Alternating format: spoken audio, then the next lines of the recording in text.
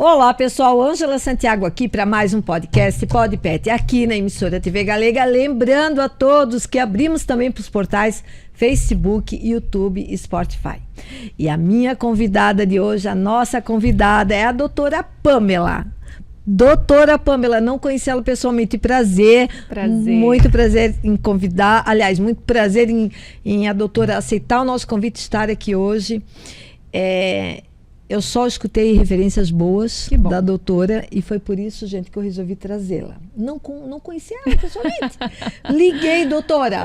Assim, foi um pouquinho difícil, mas deu certo. Deu certo. Deu certo, né? É isso aí. Olha, é uma satisfação imensa estar aqui, né? Que é bom. uma oportunidade para que a gente possa trazer mais informações sobre um assunto que a cada dia, né, que passa a gente tem mais espaço. Que é o câncer, né, Ângela? Prazer. Muito obrigada, tá? Eu que agradeço. Porque assim, gente, a doutora Pamela é lá da Panvet. Embora, olha, vejam só, né? Eu contei isso para ela já. Embora eu não conhecê-la pessoalmente, mas as referências são muito boas. De pacientes que trataram, de tutores que trataram seus animais, né? Seus pets com a base na oncologia, né? Isso. E também clínica geral. E levaram até ela, então assim, foi muito bem. Que bom, eu fico muito feliz. E tanto que agora, inclusive, eu indiquei ela para uma grande amiga minha, a Nilceia Bonatti, né? Neia, beijo. Ali para Nina também. E eu disse, Neia, leva lá porque dizem que é muito boa. Agradeço, então, assim, eu fico muito feliz, né? Porque, Ângela, a gente tem que entender que quando um cliente vai à clínica, independente da oncologia ou de qualquer outra especialidade que a gente atenda, mas a gente não trata um paciente, nós tratamos famílias, né? Então... Já ouvi muito falar isso de pessoas sentadas nessa cadeira. É isso aí. Outros veterinários. São realmente. famílias, né? Hoje é o que eu costumo falar. Hoje, as pessoas elas não procuram um veterinário. Eles procuram um médico veterinário para tratar um membro da família, né? Sim. Lidar com pessoas é sempre um desafio. Porque a nova geração, ela sempre tem o sonho de ser a médica veterinária da Barbie. Né? Porque é perfeito. Sim, Eu cuido dos bichinhos. Perfeito, né? É um mundo perfeito. É um mundo que não é. A doença existe, mas é uma doença fácil de tratar, né? No mundo da imaginação, do romantismo. E aí, na prática, você lida com seres humanos, porque muitas pessoas vão trabalhar como médico veterinário, mas eles vão com a imagem de que vão lidar apenas com animais. E não, a gente lida diretamente com o sentimento de famílias. Isso. Sentimento daquele tutor. Exatamente. E um não é igual ao outro, totalmente diferente. Cada caso é um caso, cada pessoa é uma pessoa. Necessidades individuais, né? Exato. Carências, fragilidades. Por trás de um pet, por exemplo, vou te falar o seguinte. No primeiro atendimento, vamos falar do paciente, então, oncológico aqui hoje. Sim. No primeiro atendimento do paciente oncológico, eu já entendo que aquela família é diferenciada. Aí tu vais me perguntar por quê? É muito simples. Até pouco tempo atrás, quando era descoberto um câncer ou uma suspeita de câncer, o tutor, ele recebia a notícia, ia para casa, esperava o câncer evoluir, e aí chegava um momento que não dava mais para lidar com aquilo, enfim, decidia-se o que seria feito. Hoje, o tutor, ele recebe a notícia, ele entra em luto. Ele não tem nem ainda um laudo, mas ele já recebeu a notícia de uma suspeita, ele entra em luto. E aí ele procura um profissional especializado. Quando chega a família no meu consultório para a primeira consulta, eu já explico para a família que aquele é um processo que a gente vai ter que caminhar de mãos dadas, porque não existe uma receita de bolo para tratar o câncer. Por mais que a literatura fale que tenha X, Y ou Z para o tratamento de determinado câncer, não existe uma receita de bolo. E aí o tutor, a primeira coisa que a gente tem que tratar, na verdade, é a fragilidade emocional daquele tutor. E é isso mesmo, a gente trata a fragilidade emocional. Porque geralmente aquela família que nos procurou é uma família que tem uma ligação que transcende com o animal. Ele não quer mais a eutanásia do paciente com câncer. Ele quer uma resposta. Maioria, né? A maioria, sim. E ele quer uma resposta. Ele quer uma cura, que é errado falar, eu curo o câncer? Não, eu não curo o câncer. Mas qual que é o meu objetivo? Oferecer longevidade com qualidade de vida. E aí eu entendo que aquela família é totalmente diferenciada, né? Porque às vezes a gente consegue fazer uma cirurgia e resolver o problema naquele momento com um procedimento cirúrgico. Às vezes só a cirurgia não é suficiente, daí a gente tem que fazer a quimioterapia. Às vezes a quimioterapia também não é suficiente. Aí a gente tem que, além do tratamento que a gente já fazia muitas vezes para o controle da dor, a gente tem que oferecer conforto. E nesse meio tempo, eu ouço muitas histórias. Histórias que arrepiam, né? Geralmente são pets que aquela família só tem aquele animal. Aquela pessoa, por exemplo, às vezes era o cachorrinho da esposa que faleceu. E que daí o tutor ele começa a reviver o luto da esposa que faleceu. Não é só o pet com câncer. Sim. É o pet que era da esposa e que faleceu. E aí, olha só. Ele, na verdade, está encerrando 2 ciclos. O ciclo que da esposa que faleceu, que eu já peguei casos que mais já de um. cometeu aquela tristeza no passado. Ele resgatou aquilo, ele é um resgata, gatilho. Exatamente.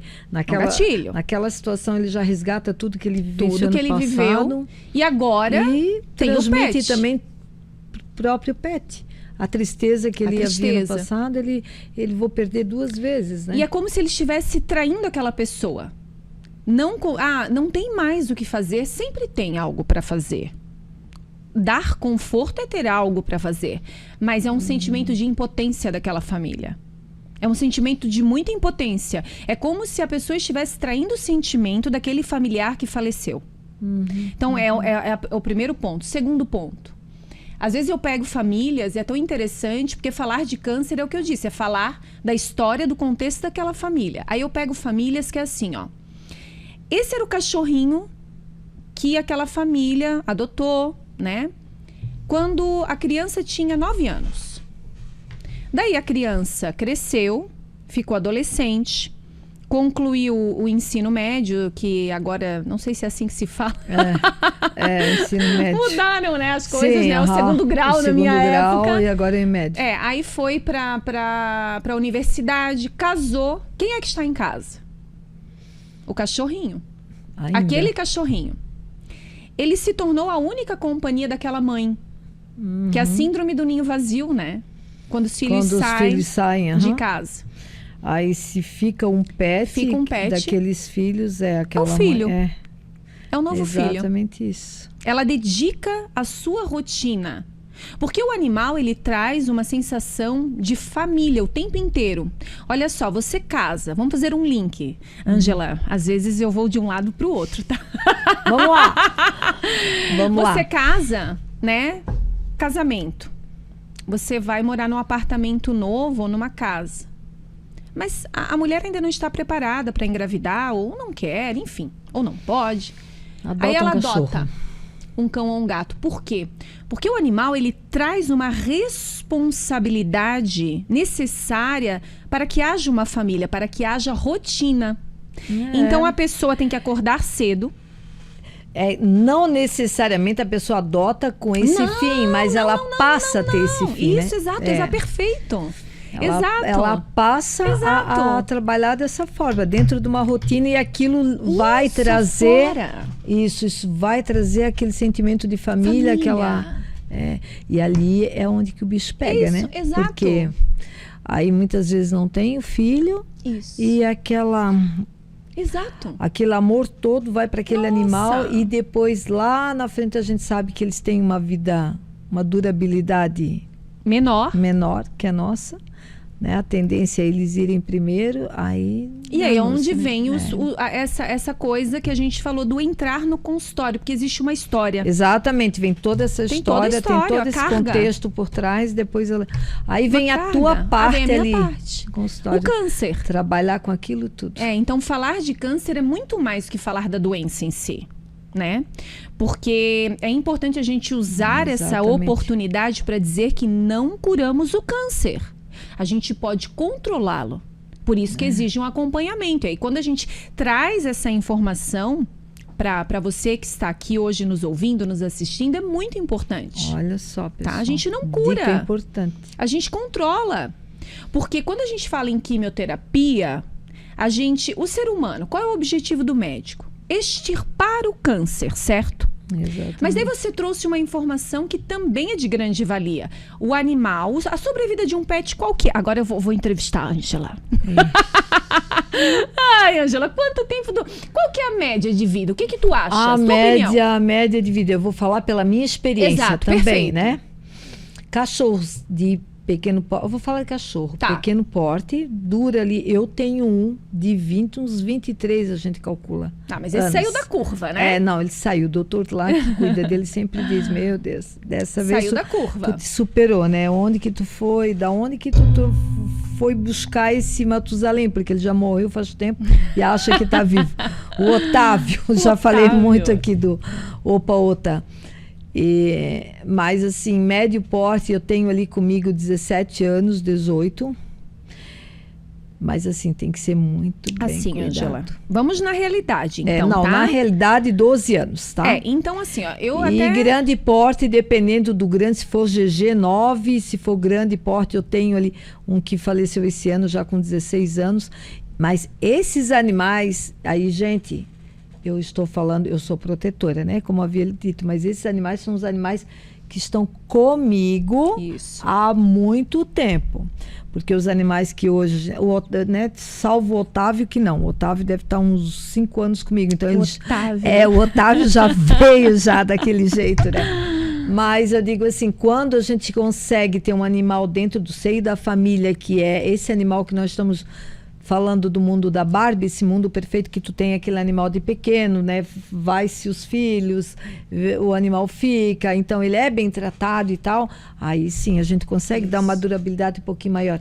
Mas nos dias de hoje, principalmente dentro da proteção animal, um animal resgatado, que ele já vem de maus tratos, isso ali é questão de 12 anos, um médio porte, 13, não vai até lá. Eu também acho, a expectativa ainda acho que está alta. Exatamente, E um animal de pequeno porte dura aí nessa média também, talvez isso bem tratado depois, mas ele já tem um histórico ruim, né? Exato. Então isso vai de muito tempo. Então, na prática, Ângela, o que eu vejo? 15 anos, pequeno porte, um pouco para mais, um pouco para menos, tá?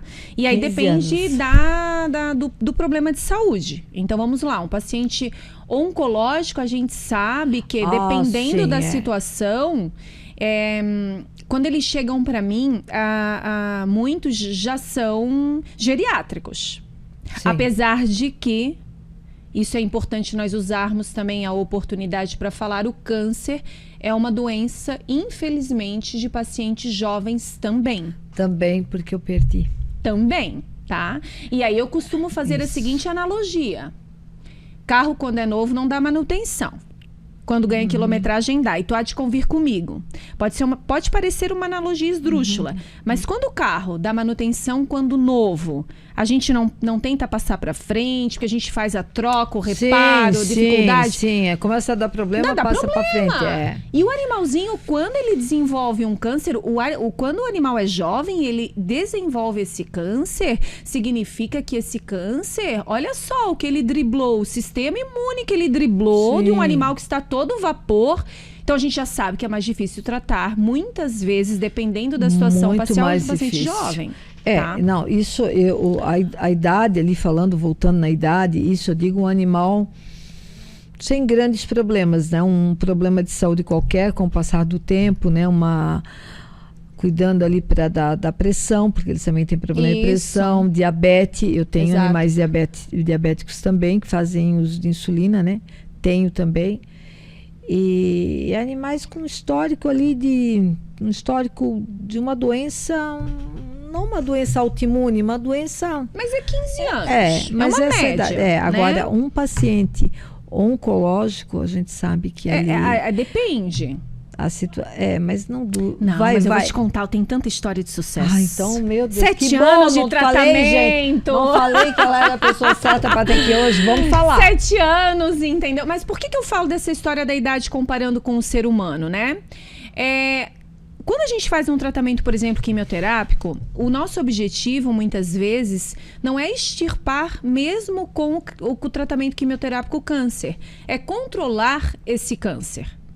O ser humano, a expectativa de vida hoje, 80, 90 anos, é o que a gente vê. Então, o médico humano, ele vai fazer de tudo para extirpar aquele câncer. Mas quando o animal chega para mim com 15 anos, a gente trabalha com uma dose terapêutica diferente do que seria uma dose suficiente para extirpar, até mesmo porque a gente tem que pensar nos efeitos colaterais. Quando eu falo isso, Ângela, não sou eu, é a ciência, né? Ciência, porque é uma medicina baseada em evidências. Isso. Quando fala eu, a gente... É a ciência, né? Graças a Deus nós temos muita pesquisa hoje. Sim. E aí o que acontece? Esse animal que chega para mim com 15 anos, convalescente, com um câncer, às vezes, a maioria dos cânceres a gente tem estágio. 1, 2, 3, alguns 4, 5, tem estágio. Tem estágio. Dependendo do estágio, a gente nem pode fazer quimioterapia. Por quê? Quando a gente faz a quimioterapia, é como se a gente vou falar bem no popular, tá? Você deu o quimioterápico, bum! É uma bomba. E aí, ele é tão potente, ele vai... agir tão abruptamente no câncer que o animal ele pode desenvolver até uma síncope no pós. Por quê? Porque o câncer já tem tanta célula ruim naquele organismo que quando você dá a medicação, ao invés de você ajudar, você pode prejudicar. Isso tudo é muito negociável com a família. Tem casos, Ângela, que eu digo não faço. Não faço. Não faço. A químio eu não faço. Porque às vezes está tão avançado o câncer que o que é melhor?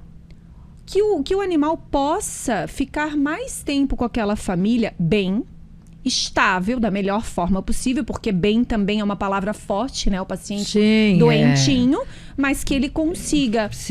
Do que ele passe... o tempo que a família teria, passe em casa, na clínica. Internado, com os efeitos pós-quimioterapia que não foram positivos. Então, hoje, existem pacientes que são ideais para o procedimento ou que a chance de sucesso é maior e pacientes que a gente diz, não faço, pensando no paciente, né? E eu falo para as famílias, Ângela... hoje o petzinho ele desenvolve câncer por alguns fatores, certo? Genético, que isso conta absurdamente. A gente sabe que nós temos animais que são predispostos a desenvolver, por exemplo, neoplasias de pele, câncer de pele. Tem animais que nem tanto. Que são hereditários, hereditários. Né? Aí tem o fator pele clara, exposto ao sol. O que o sol é? É um fator inflamatório. O animal fica exposto, é como a gente. Queimou é inflamação, é onde eu quero chegar. Então, a inflamação é um fator que predispõe ao desenvolvimento do câncer. Então, temos genética, temos a inflamação. Qual é o outro fator inflamatório importante que hoje, gente, o índice é absurdo? Obesidade. A obesidade para o ser humano e para o pet... ele é sim um fator que predispõe ao câncer. Gente, a célula de gordura produz um monte de substâncias, dentre as quais... Então, vamos parar, né? Vamos tentar voltar em seguida, mas para não fugir desse assunto da obesidade. Hoje a pessoa, tu vai na casa da pessoa, ele tá tão gordinho, lindo gordinho, mas não é uma assim, doença. É uma doença. Eu tenho uma amiga protetora, que não vou citar o nome, mas ela vai escutar e ela sabe quem é, que os animais dela, eles são todos de pequeno e médio porte, mas assim, ó, eu vou te dizer, o médio, metade dessa TV, um pouco mais. Olha aí, ó. Um banco dá para sentar em cima. Então, e eu tenho uma assim também, mas a gente consegue controlar na alimentação, porque ela tem diabetes, então ela engorda muito. Deus, ela é uma labradora idosa, e ela começou a engordar depois de idosa. Que interessante, porque geralmente o idoso, o animal, ele perde totalmente a musculatura, ele fica flácido, aquilo cai. E ela não, ela essa dá para sentar em cima. Quer dizer, agora não dá mais porque eu controlei muito na alimentação. Igual um Rottweiler que eu tenho, que também uma vez saiu muito fora do peso. Jovem, saiu muito fora do peso. Depois eu pensei, Ângela, calma, para. Ei, displasia, calma, né? Vamos controlar. Controlei. Só que como ele tem um histórico ruim de agressividade, ele passando fome, porque ele já estava acostumado, que eu deixei assim. Que eu não poderia. Fica a dica. Botar aquele monte de comida dentro do pote e deixar. Não pode. Não pode. Então ele ficou enorme. Depois eu fui tentar tirar a comida. Eu piorei o estado de saúde dele, porque ele ficou agressivo. Ele ficou difícil de se lidar, porque ele passou fome, digamos assim. Né? Tentei controlar, mas não consegui. Mas hoje, graças a Deus, ele está com 62 quilos, então assim, ó, diminuiu bastante. E ele voltou. Hoje ele come a porção dele no limite e deu. E aquilo ali, e o satisfaz. Só que a gente sabe que tem aqueles tutores de pet que vão jogando a comida ali. Por quê? E o que acontece? Por quê? Eu tenho uma explicação para isso. Então, me fale. Vamos lá. Porque comida é sinônimo de amor. Santa Ceia. Eu brinco com os meus clientes. Pão, vinho e peixe. Proteína, carboidrato e a bebida. A gente é culturalmente entendido que comida é sinônimo de amor. Se eu for na tua casa, tu vai me oferecer um café e alguma coisinha para comer. Então, a partir do momento que eu privo, isso é endocrinologia, tá? Aí você já passou a parte. Mas eu acho que é importante esse link, porque a obesidade predispõe ao câncer, sim. Tá? Uma coisa leva a outra, né? Exatamente. Isso é importante, sim, falar da obesidade. E as pessoas, a gente entende que comida é amor. Por exemplo, Natal aquela é comida. Mesa farta, né? Fartura. A ceia de Natal, fartura. Páscoa. Pra família. Sexta-feira Santa. Comida. Né? Aniversário. Comida. É bom comer. É um desafio enorme. Isso acontece em datas comemorativas, sempre que se junta a família. Vida. O que é a família? É aquilo que tu falou. Exatamente. É sinal de amor. São todos nós juntos. E aí, né? o tutor, quando ele dá, ele oferta um petisco, uma comidinha. No conceito dele, eu tomo muito cuidado quando eu vou julgá-lo. Eu tento reeducá-lo. Ele entende que ele está dando amor. Então ele sente uma necessidade que é visceral de dar uma comidinha. Então, mas tu sabes que faz sentido, porque o meu Hot, o Gru, quando ele veio para mim, ele foi um cachorro muito judiado. Então eu me dediquei assim, praticamente 100% só a ele, né? E foi talvez nisso, como ele era muito magro e tal, e eu comecei a exagerar. E o meu marido ali fez o papel dele, ele complementou a dose, porque além de eu estar ali, aí ele já parte ele já pega aquela parte de tudo que ele está comendo, o cachorro vem na janela, um pãozinho, um bolinho, uma bolachinha, eu disse, ei. Não pode. Aí quando ele entrou na dieta, eu cheguei a fechar aquela janela, eu disse, aqui. É muito triste. Porque é uma janela onde o cachorro vem, que tem acesso, né? Que ele, então, assim, só piorou. Isso. Ali. Mas é sinônimo de amor. E aí a gente tem que trabalhar isso com o tutor. Por exemplo, uma dica. Chuchu não faz mal para ninguém, chuchu cozido. É água, é vida. E para o animal, às vezes, ele só quer algo para agradar. O cachorro, se você dá um petisco grande, mas ele vai ter um só. Agora ele vai entender que ele ganhou um só. Agora você tem que fracionar em vários pedacinhos. Então você... É a mesma, eu falo do chuchu. É o que eu faço hoje. A cenoura. Isso. Ele quer um agrado, eles querem alguma coisa para roer. Isso. Hoje o Gru veio na janela, então, aí, esses dias até eu brinquei pro meu marido. Eu disse, meu Deus, o que tu não sai mais dessa janela? O que tu tá dando para ele? Aí eu piquei uma cenoura. Ele não deu a cenoura. E ele ficou feliz, não ficou? Pronto. Ficou. Ó, o chuchu. E já como eu tô na correria, eu pego uma baita numa cenoura, divido em duas, tô passando por ali e dou para ele. Lá pelas tantas, se ele vem ali, eu pego outro pedação. E ele não, com toda... Ele deu uns pedacinhos. O marido está fazendo o melhor. Aí ele foi lá, deu. Mas ele não saía mais daquela janela. Tá vendo? Aquela paciência. É. Cenoura. E várias. E garanto que ele adora o maridão, porque o maridão dá Ele gosta, vários pedacinhos. Ele não, vários agrados. Ele vê o meu marido na cozinha, ele escuta a voz do Fabrício lá, ele já vai para a janela lá. Aham. Chuchu, abobrinha verde. Eu gosto que eu recomendo, né? Quando eu sugiro para um tutor, cozinha, dá um choque. E deixa potinhos na geladeira. Abobrinha verde, talo de alface. O meu cachorro come alface. Ai, como que ele come alface? Porque eu ensinei ele que alface é bom.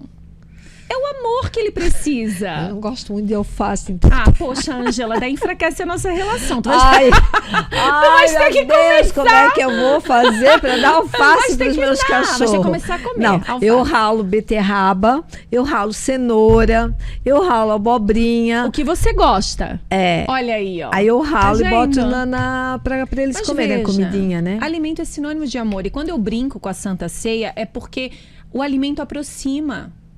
Porque é muito triste, você trouxe uma informação importantíssima. Ele passava fome.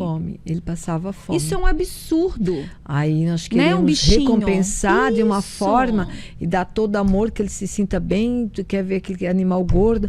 Aí eu falo muito para essa minha amiga. Eu sempre digo, eu disse, olha só, eles estão obesos demais. Eu disse, isso aí é gordura. Meu Deus, é gordura. Imagina como é que estão as veias desse animal. Daqui a pouquinho tu vai ver só a hora que cair, não tem mais volta. E, inclusive, foi o que aconteceu alguns dias, uns tempos aí atrás. O ano passado caiu, não teve mais volta. E foi... Porque daí vem as doenças osteoarticulares. Porque o animal idoso, quando você fala... A displasia, a gente tem a artrite, a artrose, doenças que nós, quando envelhecemos, é como eu digo, vai ganhando quilometragem, começa a manutenção. Com o animalzinho é a mesma coisa. E daí eles começam com probleminha no joelho, probleminha no cotovelo, probleminha no ombro. Quanto mais pesado, mais inflamado, mais pioram essas patologias, essas doenças, e mais predispõe o que nós estávamos falando, que é o câncer. Então, a célula...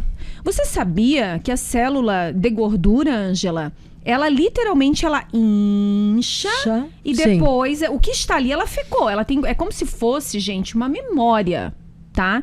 Então, ela incha, daí quando você elimina a gordura, que é dificílimo, ela é como se ela murchasse, certo? Uhum.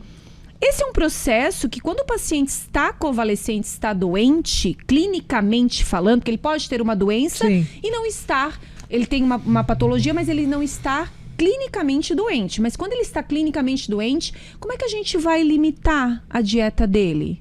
Como é que a gente vai colocá-lo para fazer um exercício físico? Doente, né? Doente. Daí ou seja, só piora a situação. Tá? Então, a obesidade é, sim, algo que predispõe à formação de neoplasias, de cânceres. Então, o animal que eu brinco, né? Eu tenho uma fita métrica. No consultório? Tenho. E às vezes eu passo na cintura do pet e peço pro tutor, posso colocar na tua cintura? Às vezes o tutor fica assustado. Eu jurava que era na cintura do cachorro. No cachorro também, mas o tutor... Pro retorno, só pra tu ter uma ideia. Não, doutora, eu fiz exatamente o que a senhora me mandou. Mas não, tu não fez. Tá aqui, a mesma medida. Tu vai olhar ali no prontuário. Eu faço isso mesma medida. Eu passo na cintura do pet e do tutor. E às vezes, gente, um cachorrinho de 10 quilos tem a cintura da tutora. É verdade. Verdade. Meu Deus, esse programa Faz foi uma feito para. reflexão, Não, uma esse reflexão. programa está sendo feito em homenagem a essa minha amiga que ela sabe. Ela vai ficar sentida comigo. Meu Deus, é isso, exatamente. O animal pesa mais que ela. Proporcionalmente, sim, né? E aí a gente tem que falar que o câncer, ele tem relação direta com a inflamação crônica. O paciente obeso, ele é cronicamente inflamado, ponto, tá? Então, a gente tem que fazer, sim, essas colocações, porque são fundamentais. E aí, quando o animal ele está obeso, às vezes vem no consultório aquele animal com um nódulo subcutâneo na pele, embaixo da pele. Isso, embaixo da pele. Subcutâneo é embaixo da pele, né? E aí passou, às vezes por um atendimento, ou foi numa agropecuária, enfim, ou o tutor deu um Google, olhou, isso aqui é nódulo de gordura porque ele é obeso. Vamos parar. Todo nódulo precisa ser avaliado. E eu ainda não consigo, nem as pessoas que fazem pesquisa, olhar para a bolinha. A olho nu e né? A bolinha que não tem como. Não, isso aqui é um nódulozinho de gordura. Não existe. E aí, entre os animais jovens, Ângela, que chegam para mim com estruturas na pele, que eu faço citologia. A citologia é um exame de triagem, não precisa muito, né? Na maioria dos casos, porque medicina não é matemática, eu falo na maioria, mas em 99% das vezes, se o paciente é tranquilo, enfim, você passa um anestésico local, com uma agulhinha bem fininha, faz uma triagem. Quando vem negativo para um câncer, quer dizer que não seja um câncer? Não. Bem, na triagem vem inconclusivo, então o próximo passo ou é fazer uma biópsia ou fazer a remoção daquele nódulo. A gente que trabalha com a oncologia, a gente acaba tendo uma ideia das situações, né? Até mesmo pela experiência, é a curva de aprendizado. Exatamente. Né? Mas por que eu falo isso? Agora a gente vai fazer o link para o paciente jovem. Vou falar um caso aqui que eu peguei recentemente, um pacientezinho que veio para mim, eu o acompanho desde filhote. Ele era ainda jovem, 1 ano e 8 meses. Tutora super zelosa, um felino. Super zelosa, querida, atenciosíssima. Daí ela veio para mim, Pamela, apareceu, porque o tutor fala bolinha, né? A gente fala nódulo, mas o tutor fala bolinha. Apareceu uma bolinha no bigodinho do meu gato, que é a vibriça, né, do gato. A anteninha ali do gato. E eu olhei aquele nódulo vermelhinho, bem pequenininho. Onde erupciona, nasce o pelinho da vibriça. 1 ano e quase 2 anos. Super jovem. Eu olhei para ela e falei o seguinte, olha, acho que a tua preocupação é sim salutar. Eu não diminuo a preocupação do tutor, porque se ele não estivesse preocupado, ele não me procurava. Ponto. Exato. Eu não posso menosprezar a preocupação, independente da situação. Mas eu falei pra ela, mas isso é pra eu morder a língua, né, Ângela? Eu falei, mas eu acho, não tem que achar nada. Mas eu acho que é algo que deve ser tranquilo. Mas vamos fazer o seguinte, eu vou passar a língua é boa. um tratamento. Minha mãe falava, mordeu a língua. Vou passar um tratamento. Se em 7 dias, e aí eu tenho um paquímetro, eu mensuro o tamanho do nódulo, eu bato foto, faço uma triagem. Deixas bem registrado para acompanhar. Pra poder acompanhar, né? A memória da gente não é. A gente não consegue determinar a evolução CPU em milímetros. É isso. Aí eu disse, em 7 dias tu voltas. Se isso, com o tratamento, continuar evoluindo, porque ele é jovem, de forma negativa, tu já me conheces. A gente vai tirar. Ela, uma cliente minha de mais tempo, me conhecia já há algum tempo, voltou. Eu olhei para ela. Não gostei. Não melhorou nada. Pelo contrário, ouso falar que está mais edemaciado, inchado. Não gostei. Pequenininho, acho que tinha o quê? 2 ou 3 milímetros o nódulozinho. Mas vamos cresceu, fazer evoluiu. 7 dias. Vamos fazer um bloqueio ali. Vamos agendar, vamos remover. Mas eu nem vou tirar com margem. Porque eu acredito que, né? Mas nem na ocasião, eu falei ainda assim para anestesista, quer saber? Já vamos tirar com margem. Mudou. Porque é um oncologista. E também assim, ó. Já vamos fazer. Já vamos fazer. Depois que tiver ali, já é uma outra situação. Às vezes, muitas vezes, o animal já anestesiado, tu tem aquela ideia ali, tu pode mudar. Exato. Aí, ok, tirei. Vou resumir a história, que rendeu mais. Veio o que? Câncer. 1 ano e, acho que 7 ou 8, não chegava 1 ano e 9. Era um câncer. Não era uma neoplasia benigna, não. Era um câncer. Grau 1. A resolução do problema era a cirurgia e acompanhamento. Esse grau 1, ele pode sim evoluir para um 2 ou um 3.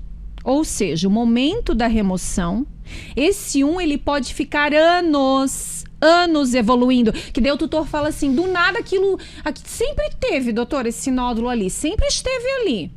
E do nada aquilo aumentou. E é bem assim, é como se fosse um interruptor, Ângela. É como se clicasse... Sim, eu já tive um animal assim. E aí... Anos e anos aquela bolinha. Depois, e que sempre foi um câncer. Então, nódulo não se acompanha. Nódulo. A citologia veio inconclusiva, ainda assim, tira. Nódulo, tira. Vamos falar assim, a sorte dessa tutora é que eu trabalho com oncologia. Vamos dizer a sorte. Ela teve a felicidade de pegar a pessoa certa para problema... É algo que eu lido com frequência. Então, eu não acompanho. Eu já cheguei num animal a fazer citologia de 17 nódulos. Desses 17, 2 eram neoplasias malignas, cânceres. Os demais nódulos eram de gordura? Eram. Lipoma. Mas 2 não eram. E todos com a mesma carinha. Você olhava... isso é molinho, é macio, está no subcutâneo, não é nada. Então, tu diz que o certo seria retirar. Sim. Fazer essa citologia e retirar. Para cada caso, tem casos que a gente já vai direto para remoção, que a gente chama de exérese, né? A gente remove. Tem casos que eu, ao invés de fazer uma citologia, dependendo do caso, eu peço uma biópsia, que é tirar incisional, que tirar um pedacinho antes de fazer a cirurgia. E mandar para biópsia. E por que a gente faz esses exames antes? Não tira direto? Porque cada tipo de câncer exige um planejamento. Então, vamos dar um exemplo. Câncer X, eu preciso de uma margem de 1,5 cm. Câncer Y, eu preciso de 5. Então, se eu faço a triagem, eu consigo me preparar. Isso já foi uma dúvida minha. De ter que anestesiar o animal ali para ser retirado um fragmento para biópsia. Precisa. Aí eu penso, mas por que então já não aproveita que está anestesiado, faz uma dose um pouquinho maior e já tira tudo? Não, tá aí a tua resposta. Exato. E eu aposto que muita gente em casa pensa da mesma forma. Então, pessoal, se liguem. É uma dica muito importante. Precisa ser feita a biópsia para que dali... Precisa. Né? Ou citologia, ou biópsia. Inicia-se com a citologia, que é o certo, né? É isso aí. E aí depois tem casos e casos, né? O paciente é individual. Mas, Ângela, às vezes eu fico 1 hora, 1h15 com o tutor. Eu tenho que desenhar para ele, eu tenho que mostrar para ele. E eu falo mais, uma cirurgia oncológica, a cicatrização não é igual a uma castração. Pensa, o câncer, ele driblou aquele organismo para se desenvolver. Sim. Então, às vezes, o pós-operatório é mais difícil. Tem casos, Ângela, que a gente associa mais de uma terapia no transoperatório, durante a cirurgia. Por exemplo, pega um câncer, olha que ingrato, lá na canelinha do paciente, que é na perninha. Vou falar canela porque daí todo mundo entende, que é a perninha. Lá na porção distal, lá no final, perto dos dedinhos. Eu não tenho margem, mas eu tenho que tirar.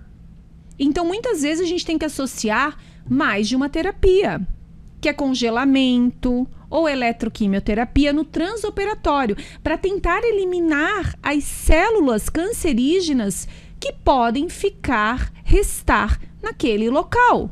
E aí, quando a gente faz esses exames antes, eles são justamente para possibilitar um planejamento mais direcionado. A gente não pode dar certeza, então você vai associar tal da criocirurgia, da eletroquimioterapia e vai tirar toda a célula oncológica. Eu não sei, mas eu quero melhorar essa chance. Exato. E assim, outra coisa. saber o tipo de câncer também, exato, né? Exato. Pode ser um osteosarcoma, um anjo... Hemangiosarcoma, tem muitas coisas, tem melanoma, mastocitoma, carcinoma. E isso só vai saber realmente que tipo de câncer que é e o tratamento adequado através da biópsia. E eu digo mais. Não da citologia, da biópsia. Da biópsia. Eu te digo mais. A gente chama, no popular, a gente determina tudo como biópsia. Porque é assim que a gente entende. Mas qual que é o processo? Citologia... a gente pega uma agulhinha bem fina, fininha, então sim. A amostragem é pequenininha. A biópsia... Aí ela fica meio que inconclusiva, né? Isso, pode. Olha, eu tenho bastante sucesso. Ai, que bom. Eu tenho. Eu acabei de fazer isso num animal, deve estar fazendo aí uns 3 meses, foi sem sucesso. Mas pode. Eu explico isso pro tutor, pode, né? Não é, nada é 100%, tá? Pode. Mas eu tento fazer essa triagem. A biópsia, o que é? Tira um pedacinho. Que a gente chama de histopatológico. Aí ele vai lá pro laboratório. Sim. Então depois que eu removi um nódulo, eu preciso ainda mandar esse nódulo, já que eu fiz a biópsia antes? Precisa. Por quê? Porque tem que avaliar a margem. Tem que avaliar o grau, que às vezes com aquele pedacinho é um fragmento muito pequenininho. Então, o laboratório vai determinar com o que nós estamos lidando. Qual é o potencial disso voltar, em quanto tempo? Sabe, Ângela, o laboratório que vai te dar aquela resposta. Isso. E às vezes eu ainda preciso de um outro exame. Porque daquele exame vai me dizer o quão inflamado é aquela estrutura, né? A ciência evoluiu muito. E a gente tem muita informação. Sim. Mas sabemos que agora, com toda essa tua explicação, é daquele ponto ali que dá-se o seu tratamento. Aí o tratamento já é uma outra questão, que ele pode ser longo, pode ser a médio prazo. Ele pode ser para o resto da vida. Ou ele tem um tempo de remissão, aquele câncer pode entrar em remissão. E dele pode voltar em outro momento. Então a gente prepara o tutor. Agora, eu acho que é importante, eu penso que é importante falar dos casos de sucesso. Porque o tutor, lembra do início da nossa conversa, quando a gente falou que o tutor ele entra em luto no momento. A gente suspeita que o teu pet tenha um câncer. É como se ele bloqueasse, ele entra em luto ali, né? E daí ele vai pesquisar. A gente faz esses exames, ele pesquisa e ele vê lá, sobrevida de 3 meses. Sobrevida de 1 ano. Eu não dou sobrevida para nenhum paciente. Não dou números para nenhuma família, porque tem cada caso. O que a gente costuma falar é o seguinte: viva todos os dias de forma única. O câncer é uma doença crônica como diabetes, a doença renal. Sim.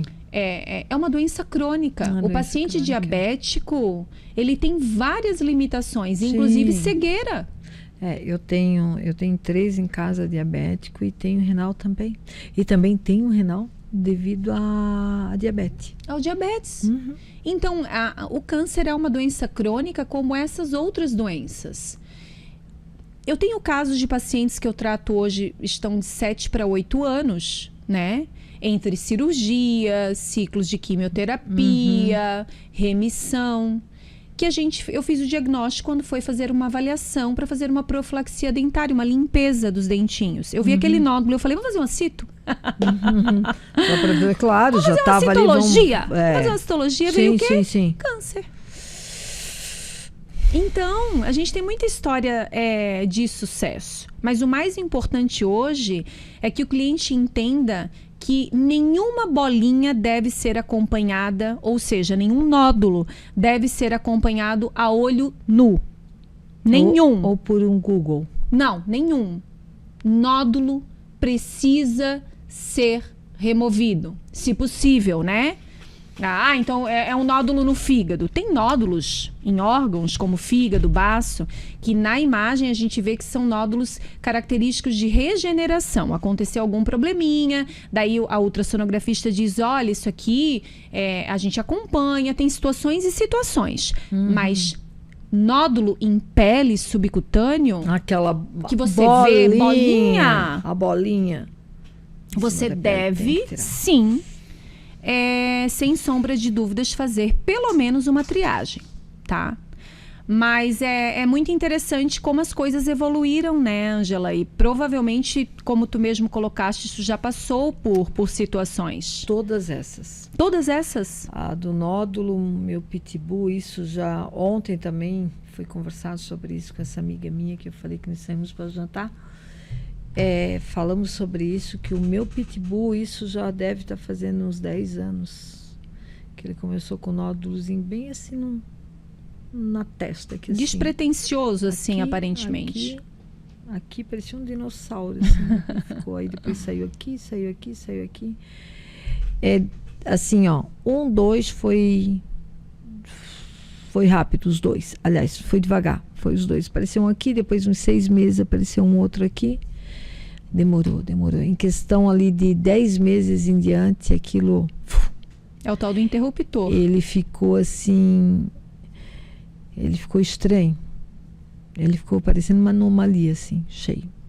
Aí depois daqueles 10 meses, que aquilo veio muito rápido, foi de setembro a novembro.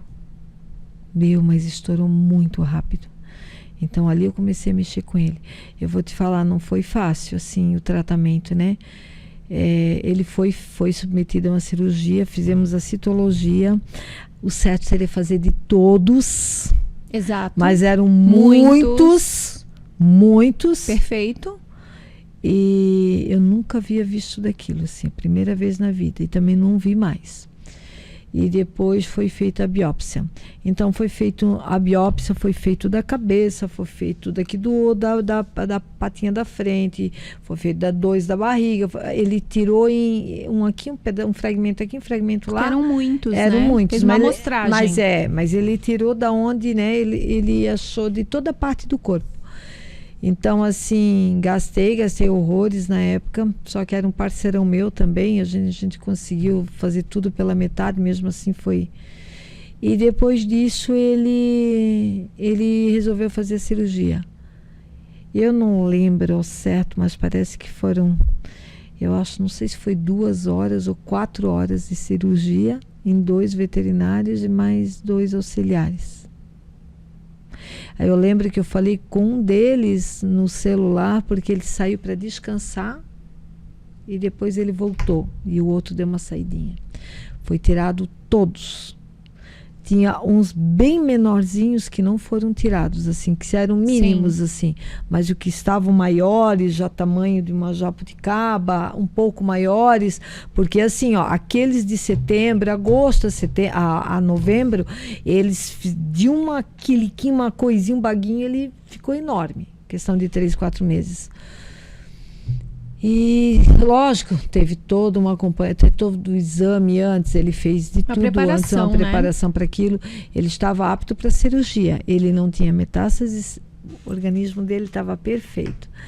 Eu lembro que ele tinha 10 anos, esse pitbull, e o doutor Carlos ainda disse assim, o doutor Luiz disse, olha, Deus, ele parece ser tão jovenzinho, ele disse, né, pelos exames, assim, ele está perfeito para uma cirurgia, tá tudo ok, vamos tirar, né?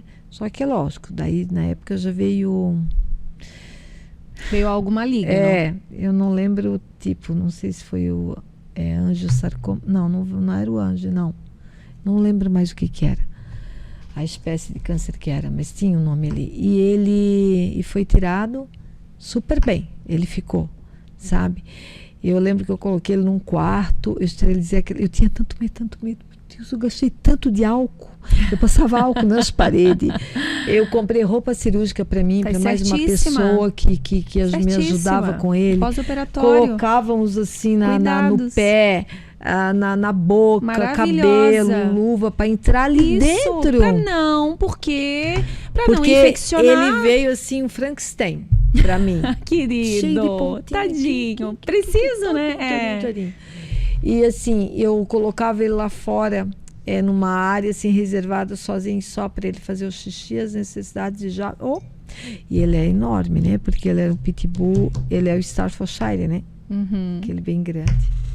E ali ele era muito pesado, a gente lidou com ele, deu tudo certo. Mas resumindo, fevereiro voltou, 2 dias levou ele.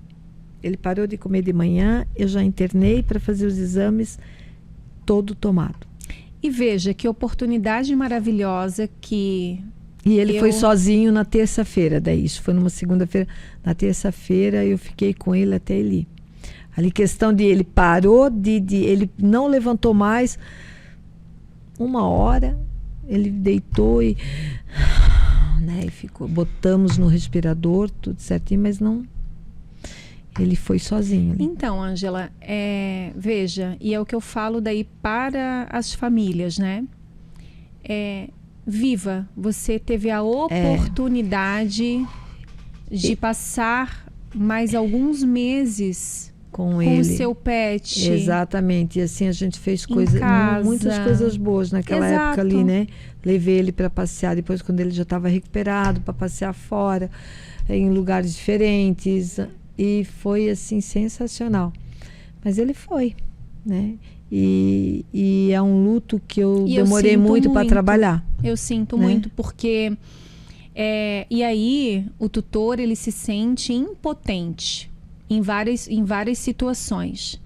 Mas e se eu tivesse feito diferente, se eu isso, se eu aquilo, não tem, se sinta, não tem. Não tem como não saber. Existe receita de bolo, você deu o seu melhor. Gente, nós temos muita coisa para conversar. Né? E que tal nós fazermos uma segunda parte desse programa? Que tem muita coisa, coisa para ser falado. A gente conversou sobre a eutanásia nos bastidores. Eu queria muito trazer isso aqui porque ela tem uma ideia, ela tem um pensamento. Gente, quem me conhece sabe o que eu penso da eutanásia. Pensamento dessa maravilhosa aqui na minha frente. Ela condiz muitas coisas com que eu realmente já parei para pensar e eu sei que é dessa forma que tem que ser feita, dessa forma tem que agir. Então, quando eu digo eu sou contra a eutanásia, não significa que eu nunca farei. Exato. Tem que ter responsabilidade. Pensando dessa forma do jeito que ela colocou, de uma forma mais suave.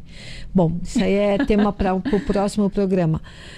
E não vou me despedir de ti ainda, eu quero falar rapidinho, voltando ali a parte do luto, né? Eu quero agradecer aqui imensamente todas as palavras de carinho, de conforto que o pessoal aí da telinha passou para mim referente ao Samuzinho. O Samu foi um cachorro envenenado que eu perdi agora essa semana, que domingo, não domingo agora, no outro domingo eu ainda coloquei nas minhas redes sociais, eu fiz um videozinho dele, que eu brinco muito que a cama dele é a caminha mais perfeita que todos querem lá em casa. E eu fiz um videozinho dele, da caminha dele no domingo, e eu não podia imaginar que 4 dias depois ele seria envenenado por uma saída rápida de 2-3 minutos, abrindo o portão e saindo, indo até nos vizinhos. Ele comeu chumbinho, que estava preparado ali para ele, um outro cão, inclusive, e voltou para dentro, e na quinta ele morreu. Então, assim, eu quero agradecer muito todo o conforto que vocês me deram, porque eu me senti abraçada, acolhida por todos vocês aí fora. E fiquem sabendo que ainda não está sendo fácil, porque o Samuzinho era especial. Quem acompanhou o resgate dele sabe do que eu estou falando. Mas é isso aí, doutora. A gente vai encerrando por aqui. Eu sinto muito, minha flor. Falar de envenenamento, né? É outra coisa que rende, porque até para... então, de repente, aqui, fizemos também esse... eu sempre falo o seguinte, né? Você conhece uma sociedade pela forma como aquelas pessoas tratam os animais. Isso é Gandhi quem fala. Sim. E aí eu adapto a frase para nossa realidade. Você conhece o ser humano pela forma como ele respeita um animal. Você não precisa amar um cão ou um gato, mas você tem que respeitar, tá? Porque a partir do momento, e daí eu fico muito brava quando eu falo isso, existe a linha muito tênue entre liberdade e libertinagem. A pessoa achar que ela pode colocar veneno intencionalmente, porque intencionalmente, se o objetivo era um outro animalzinho de rua, é uma maldade. O objetivo era me atingir. Eu prefiro crer que isso foi um ato impensado. Por quê? Porque me preocupa esse requinte de crueldade. Porque para mim é requinte de crueldade. A morte por envenenamento é muito complicado. E você está muito mexida para a gente falar sobre isso hoje. Mas o ser humano, ele precisa... Já evoluiu bastante, mas ele precisa evoluir muito, né? E rende sim. Aí eu fico muito brava. Quando eu vou falar sobre envenenamento, Ângela, eu fico muito brava. Nós falamos uma próxima vez, a gente, quem sabe eu esteja melhor, a gente volta a falar. Isso, que daí você tem mais condições, né, de compartilhar. Agora, para mim, ainda não é muito fácil. É muito doído. Eu consigo rir, eu consigo levar a minha vida, mas quando eu chego dentro de casa, na realidade, eu desgostei do local, desgostei de tudo, eu não consigo tirar meu carro da garagem, que eu lembro a hora do portão. Tem gatilhos? Passando. Exatamente. Eu não consigo entrar na minha garagem, eu não consigo olhar na minha rua, eu ainda não consigo entrar dentro do meu quarto, olhar nos lugares onde ele... Mas, enfim, gente, é triste, a gente sabe, mas eu quero me despedir novamente agradecendo a todos. Um beijo no coração de cada uma. Doutora Pamela, que esteve aqui, querida, amada. Vamos voltar. Com prazer. Eu tenho uma agenda para a semana que vem. Com prazer. Já, mas quem sabe a gente não consiga jogar essa agenda para a próxima e te trazer aqui na próxima semana. Eu agradeço, eu fico feliz que tu tenhas gostado, né? Que a gente possa usar esse meio de comunicação para trazer mais informações para as pessoas. Porque então... o Pod Pet é isso, gente. É alegria, é choro, tristeza, é lágrima, adorei. É informação, é tudo. E eu vou deixar aqui linkado o telefone da doutora, a imagem da clínica, que é maravilhosa, que a gente vai falar sobre isso, que tem tudo a ver com pet, a imagem da clínica, endereço da doutora, telefone e contato. Obrigada. Gente, qualquer coisa... ela estará à disposição, né, doutora? E eu trago ela aqui novamente. E é isso, gente. Terminando aqui, até a próxima.